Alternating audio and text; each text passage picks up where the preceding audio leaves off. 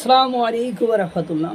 এই সারজেস নামক দালালেদের জন্য আওয়ামী লীগের এই করুণ পরিণতি, এটা যখন তারা ক্ষমতায় ছিল তখন সেটা বুঝতে পারেনি, এখন বুঝতে পারতেছে।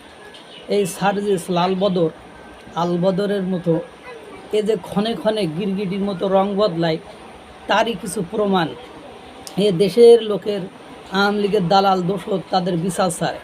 কিন্তু কথা হলো, আজকে যে বক্তব্যগুলো আপনাদেরকে শোনাবো, এরপরে সবাই একসাথে ফেসবুক, হোয়াটসঅ্যাপ যেখানে যেখানে চাওয়া যায় এই কথাগুলো বলে আমরাই তার বিচার চাবো যে সে আওয়ামী লীগের অপকর্ম করার সময়, আওয়ামী লীগ ক্ষমতায় থাকার সময় সে কেন এরকম পাম দিয়ে তাদেরকে আরও বেশি ফুলিয়ে ফাঁপিয়ে অপকর্ম করতে সহায়তা করেছে।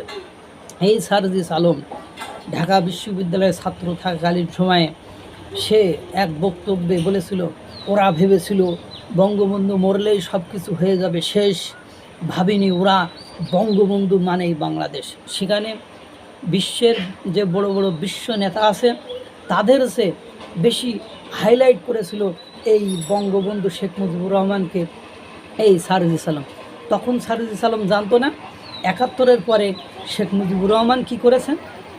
সেই কথাটা তখন সে যদি প্রতিবাদী হতো, সে যদি ন্যায়পরায়ণ হতো, সে যদি এতই নীতিবান হইতো, তখন কিন্তু সেই কথাগুলো বলতো। সে বলি নাই, সে সুবিধাবাদী। যখন বৃষ্টি যেদিকে পড়ে সে ছাতা ঠিক সেদিকেই ধরে।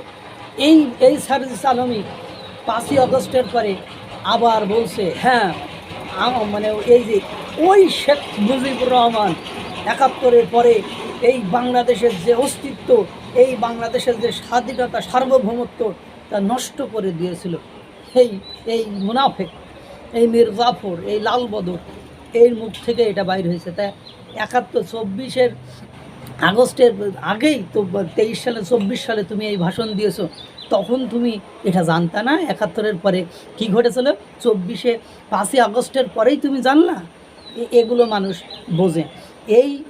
এই সারজিস আলম শেখ হাসিনাকে মা বলে কি চাটা ছাড়তো যে মাননীয় প্রধানমন্ত্রী হলো সব প্রধানমন্ত্রীর হলো রত্ন, সব প্রধানমন্ত্রীর অহংকার, সব প্রধানমন্ত্রীর শিরোনাম, সব প্রধানমন্ত্রীর নিদর্শন।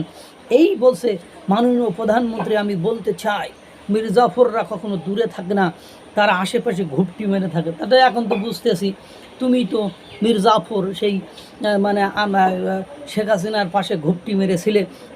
এখন ৫ই আগস্টের পরে আবার কি কয়, খুনি হাসিনা যা করেছে তার নির্মম পরিণতি তার হয়েছে, এর সে লজ্জাজনক বিদায় বাংলাদেশের ইতিহাসে এর আগে কোনো দিন কোনো প্রধানমন্ত্রীর হয়নি, আগামীর বাংলাদেশেও হবে না। তা তুমি, তোমার বাপ ১৪ গোষ্ঠী সব আওয়ামী লীগ করে, তুমি যদি এতই নীতিবান হবা, ওই যে গুপ্ত সংগঠন বলে, তুমি তো গুপ্ত হয়ে, তুমি তো নিজেই বলেছো তুমি মীর জাফর, তুমি আশেপাশে কীভাবে ঘুপটি মেরেছিলে, নিজের পরিচয় নিজেই দিয়ে দিয়েছো। ৫ই আগস্টের আগে তোমার বক্তব্য আর ৫ই আগস্টের পরে তোমার বক্তব্য, দুটোই বোঝা যায় যে তুমি কত বড় মাপের মীর জাফর, তুমি কত বড় ভয়ানক গিরগিটি। তুমি এখন যে দলে আসো, এখন যে সংগঠনে আসো, তাদের সাথেও তুমি একই কাজ করবা। এটাই তোমার চরিত্র, এটাই তোমার আদর্শ। আল্লাহ তাআলা সকলকে ভালো রাখুক, সুস্থ রাখুক। আসসালামু আলাইকুম ওয়া রাহমাতুল্লাহ।